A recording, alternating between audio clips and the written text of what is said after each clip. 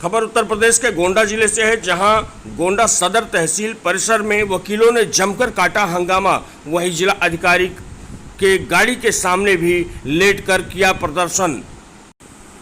तहसीलदार को हटाने को लेकर के अड़े रहे वकील। काफी मशक्कत के बाद पुलिस ने जाम खुलवाया।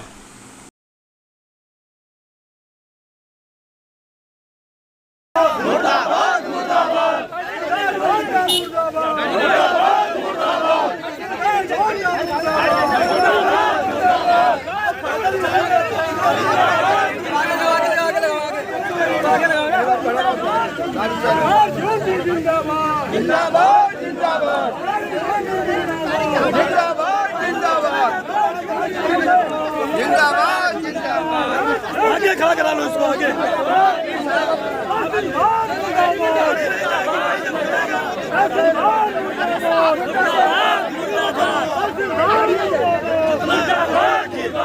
आगे कराइए चले गए पैदल चले गए जब वो तहसीलदार भ्रष्ट है। जिंदाबाद जिंदाबाद जिंदाबाद जिंदाबाद जिंदाबाद।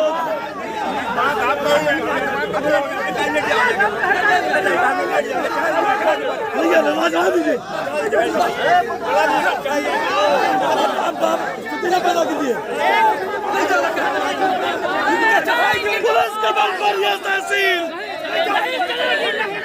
पुलिस के बल पर यह तहसील, पुलिस के बल पर यह तहसील।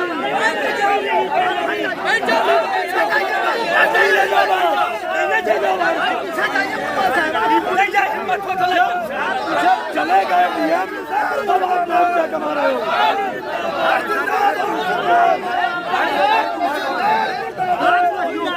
जैसा कि आपने पहले 2 दिन पहले आपने अपने आंदोलन में कहा था कि अगर तहसीलदार का स्थानांतरण नहीं होता है तो हम लोग धरना करेंगे, जैसा कि आपने किया।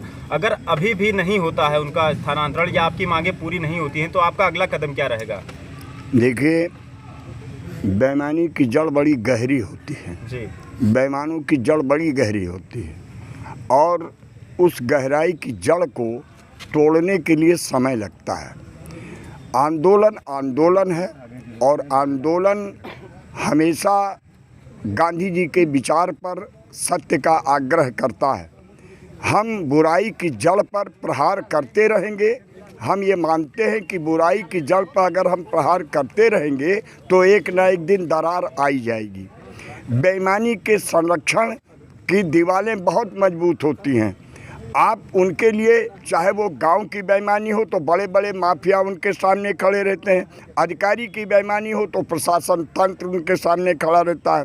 क्या आज ये नौजवान, ये बेईमान अधिकारी सुरक्षा के नाम पर वे जानते हैं कि हम अपने कमरे में बंद हो जाएंगे और इनकी गरज होगी अपनी ड्यूटी निभाएंगे, हमारी सुरक्षा करेंगे, लेकिन वो नहीं जानते कि जब इनके घर वालों की दाखिल खारिज पड़ती है तो ये बेईमान तहसीलदार इनसे भी घूस लेने में कोई हिचक नहीं करता है। इनसे भी घूस लेने में कोई हिचक नहीं करता है।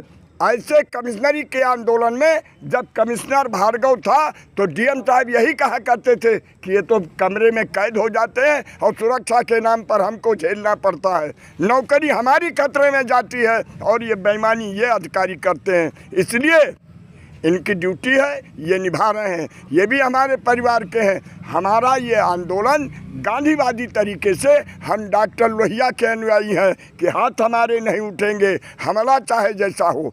हम अन्याय के खिलाफ झुकने वाले नहीं हैं और न्याय जहां हो रहा है वो गरीब से गरीब आदमी का हम पांव छूने के लिए हम लोग तैयार रहते हैं। लेकिन अन्याय के खिलाफ, अन्याय चाहे जितना बलवान हो, चाहे जितना बड़ा भूमाफिया हो, आज जिले में बड़े बड़े भूमाफिया सेकेंड ईस्ट इंडिया कंपनी बना रहे हैं और इन अधिकारियों के आँख में जो है पर्दा पड़ जाता है जब इसी कचहरी के पास ज़मीनें कब्जा होती हैं, नजूल की ज़मीनें कब्जा होती हैं। और एक गरीब आदमी जब नजूल की ज़मीन में बनाने लगता है तो ये अधिकारी का ये बुलडोजर पहुंच जाता है और उसकी ज़मीन को गिराने, मकान को गिराने का काम करता है। तो यह दोहरी नीति नहीं चलेगी। ये बेईमान तहसीलदार, इस ज़िले के तस्कर, इस ज़िले के भूमाफिया, इस ज़िले के जो है बड़े बड़े जो भूमाफिया हैं, बड़े बड़े स्कूल बनाए हैं, बड़ी बड़ी ज़मीनें कब्जा किए हैं, तमाम स्कूल शिक्षा को बेचने वाले शिक्षा माफिया आज मदन मोहन मालवीय की बराबरी कर रहे हैं। थू है, लानत है मदन मोहन मालवीय और सैयद जो है सर सैयद अहमद, जिन्होंने बेचारे ने भीख मांग करके ये विद्यालय विश्वविद्यालय बनाए हैं। और आज शिक्षा के नाम पर व्यवसाय किया जा रहा है। आज शिक्षा का भगवाकरण किया जा रहा है। विद्यालय को पार्टी का कार्यालय बना दिया जा रहा है। बच्चों का ब्रेन वॉश किया जा रहा है। इस बेईमानी के खिलाफ वकील खड़ा हुआ है। आज इस तहसीलदार के खिलाफ, इस घूसखोरी के खिलाफ हम लोग खड़े हैं। हमको ये चिंता नहीं है। हम ये जानते हैं कि ये बहरे कान, इनकी एक जब बेईमानी के विरुद्ध आवाज़ उठाओ तब ये कहते हैं अधिकारियों की मारल का सवाल, और हम ये हमें चिढ़ाएंगे बार बार, और हम कहीं जोर से बोल देंगे तो ये हमारे खिलाफ 50 धाराओं में मुकदमे दर्ज करा देंगे। तो इससे हमें डर नहीं है। हम प्रजातांत्रिक तौर पर तहसीलदार के खिलाफ आंदोलन चलाते रहेंगे। इस आंदोलन का एक ही संकल्प है, बेईमान राजीव मोहन सक्सेना का ट्रांसफर ही केवल विकल्प है। पहले एक बैठक हुई थी आपके बार एसोसिएशन और बाकी अधिकारियों के साथ, जिलाधिकारी महोदय भी शायद उसमें थे और बाकी तहसीलदार महोदय थे, तो क्या समझौता हुआ था जो कि आगे चलकर विफल हो गया? देखिए, एसडीएम 3 मरतबा समझौता कराए, बैठे, बातचीत कराए, लिखित में दिया, पुराने बैनामों की दाखिल खारिज होगी। पुराना बैनामा है, हम हो सकता है पैसे के अभाव में न दायर कर पाए हों। साल भर बाद हम तन पेट करके ज़मीन अपना गिरवा धर के, हम जेवर गिरवा धर के ज़मीन खरीदे। 2 साल अगर हम दाखिल खारिज, उगाही नहीं करोगे, वादकारियों को ब्लैकमेल नहीं करोगे, आज ये खतौनी लाओ, कल वो खतौनी लाओ, क्या दाखिल खारिज के लिए बैनामा काफ़ी नहीं है? कब तक वहाँ तमाम कागज देख करके तब बैनामा होता है। और आप कौन होते हैं बैनामा को चैलेंज करने वाले? जब वहाँ रजिस्ट्रार बैठे हैं और वो कागज देख करके बैनामा करते हैं, और आपको खाली दाखिल खारिज करना है। दाखिल खारिज कोई मालिकाना नहीं है।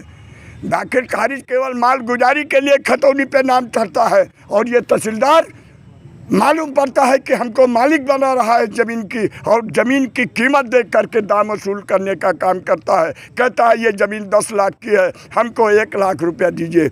यहाँ वकीलों को एक दाखिल खारिज पर 1000 रुपया मिलता है, इसको यहाँ के वकील 500 रुपया देते हैं। लेकिन ये नोएडा से आया है, ये 5000 रुपये से नीचे दे। तो कब तक चलेगा आपका आंदोलन? ये आंदोलन हमारा तब तक चलेगा जब तक ये बेईमान तहसीलदार गोंडा में रहेगा। और अगर हम लोगों के सामने पड़ गया तो ऐलान के साथ कहते हैं, चाहे जितनी फोर्स लगेगी, चाहे जितनी गोलियां हमारे सीने में पड़ेंगी, लेकिन तहसीलदार का मुंह काला करके हम लोग